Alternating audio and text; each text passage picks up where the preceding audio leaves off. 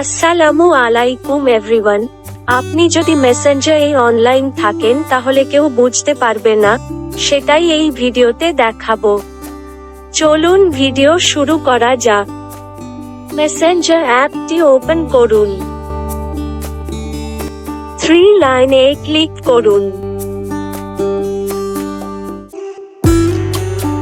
Setting এ click করুন। Active status এ click করুন।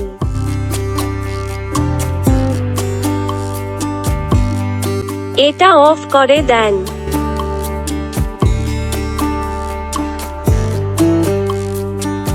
Pause এ click করুন।